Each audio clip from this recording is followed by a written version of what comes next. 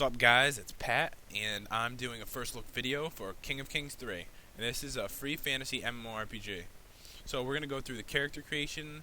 I'm going to show you a little bit more about this game, show you some of the gameplay, some of the fighting, and stuff like that. So anyways, here is the character creation. First thing we're going to set up is we're going to set up our realm, because you can actually be in one based on what language you speak, which is kind of interesting. So I guess if you're from another country and you speak a different language that you're more familiar with, you might want to go with something different. But we're going to go with New World for English. And there's male and female, and there aren't different races, so you're just going to be human in this game. And one thing I noticed about the character creation, because this game's obviously translated, and if you look at the hairstyle for men, they're not actually hairstyles. It says handsome, dashing, daring, cold, so something was wrong in the translation there. But if you check female, it actually has the hair styles there, so I don't know what went wrong in that, but whatever, it doesn't really matter. So you can change a few different things, but there aren't really a lot of choices. So we'll go with the hair color here. So a few different colors. We'll go with blue, and we'll go. You can change the way the face looks a little bit, so you can zoom in a little bit more. And the features. So it makes like little marks on their face, stuff like that. So we'll go with the scar. And different classes in the game are just mage, cleric, and warrior.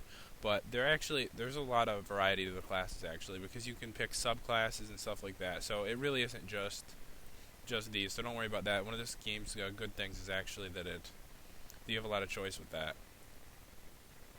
All right, so let's pick a name and we'll get started. Okay guys, so we'll go with popular MMOs, and we'll create the character, and we can get right into the game. Alright, it makes you create another password, so... Well, I guess it keeps your character safe, because, I guess the chance of getting hacked would be lower. So I guess it's a good thing, although a little bit annoying when creating a character. Alright, now that I got the character, though, I should be able to just jump right into it. So just hit enter game, and you'll be right in there. Alright guys, so right when you get in here, you'll get this quest, and all you have to do is click on it, and this game does have an auto move system, so if that's something you like, then this game does have it, and it works real well in this game anyway.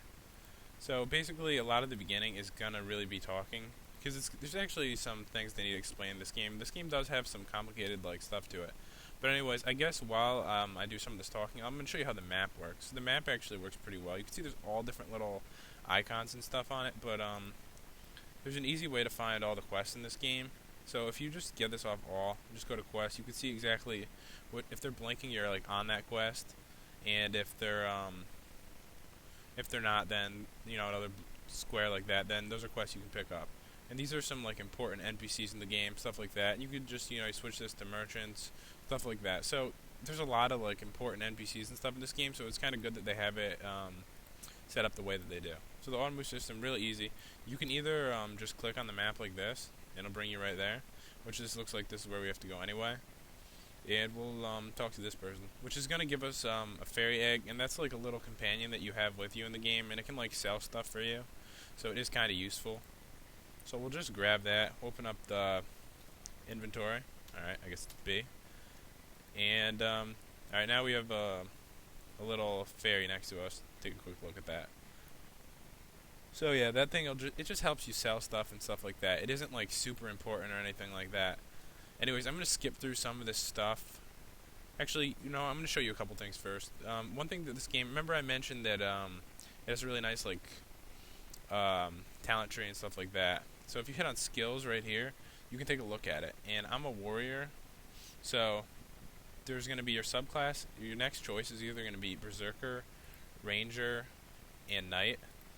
And this is the talent tree. So you use points on these specific skills to improve your character.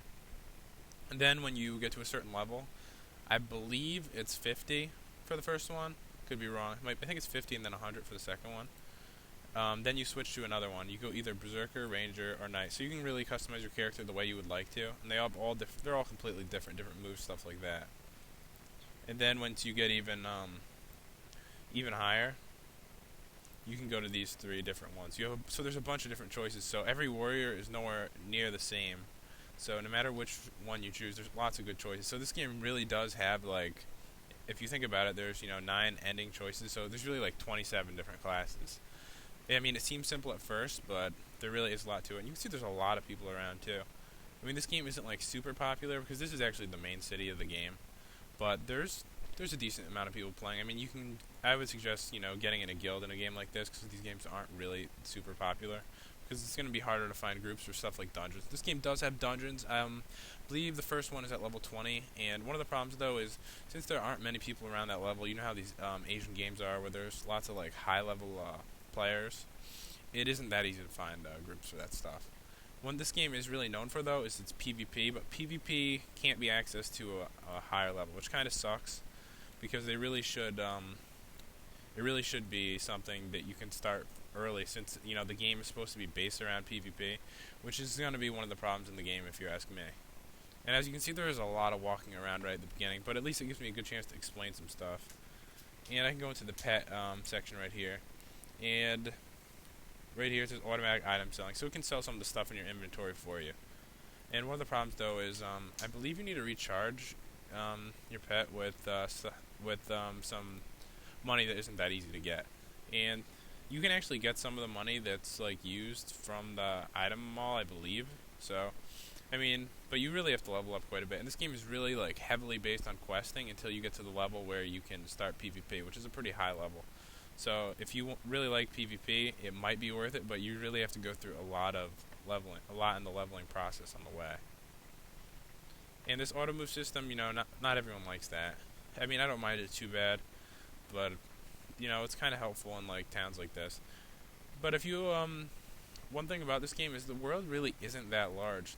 I really feel like there's lots of like dungeons and stuff is what I wanted to mention. Like there'll be like 5, like you see sewer layer 1 right there, there'll be like 5 floors to that, so they put you in like lots of like dungeons like that. Alright, so we'll choose this, and I think we're actually get some fighting now. So I can actually show you guys the combat, and the combat isn't really that exciting, to be perfectly honest with you. You don't really get that many moves, and I was probably supposed to talk to the skill trainer to get this move. So actually, let's do that real quick. I'm actually going to skip past that, because it's not really important to show you guys how to do that. Actually, my bad, guys. I already had the thing in my inventory. I guess I gave it from one of the quests, but when I was going through it, because I don't remember exactly what happens in the game. Anyways, that unlocks this move for us, and we'll have to go back to the person over here for different moves. And this move is going to inflict damage, so we'll use our points on this. And now I can unlock this move, which, improves weapon damage by 1%. Let's throw this on our action bar. So we got one move to start out with. Open up the quest log here, and we'll get to fighting these spiders. Alright guys, so we are at the spiders right now, and basically, all you gotta do is click on these guys, and hit your move, and they die pretty quickly. And obviously the beginning monsters in the game are gonna be easy. So these are pretty easy to do. I believe these are the monsters we need to kill. Yeah, it says and it automatically collects the spider legs for you. So it makes things a little simple. And other stuff like this, you just have to pick this up off the ground. So it's pretty easy. And of course this is going to be easy since this is right at the beginning of the game. But the combat doesn't really get too exciting. I can only say my experience is up into the level 50s in the game, and you really don't end up with too many skills. I kind of like a few more skills, something to make it a little more complicated, because this game feels pretty like simplistic to me. But anyways, we'll hand this. Actually, I'm not gonna bother, because I just want to show you guys a couple more things. And this game does have some cool stuff in it too. It does have like it has like actually some pretty lazy stuff as well. But it has a cool fishing system. You can actually fish like way down here. I don't think I have time to show you that, but that gives you experience as well. And there's There's dancing in this game. There's stuff you could do like while you're AFK to get experience. There's like these tests that happen in the game, pop up on the screen, and you have to compete against other people and do a test for experience. So these Asian games, they have a lot of like weird features like that. This game does have a decent amount of stuff to do. If you look right here in the quest log, if you go to daily, so right now there isn't anything, but these really start unlocking all kinds of stuff as you get higher. In this game, you really can't run out of quests and stuff like that. One last thing to mention is this game actually has a really nice crafting system, but you can't start it right at this low level. Well, you probably could, but you just don't have any material. You just don't have the materials at this level. And I'll be showing that in my features video. The crafting system's actually pretty good, and there's a lot you can do with it. So if you really like crafting, this might be a game you want to check out. Anyways, guys, I'll be posting up a features video for this pretty soon as well, so you might want to check that out if you want to learn more about this game. Anyways, guys, hope you enjoyed the video. Feel free to leave a like or a comment or something like that, and subscribe to my channel. See you guys.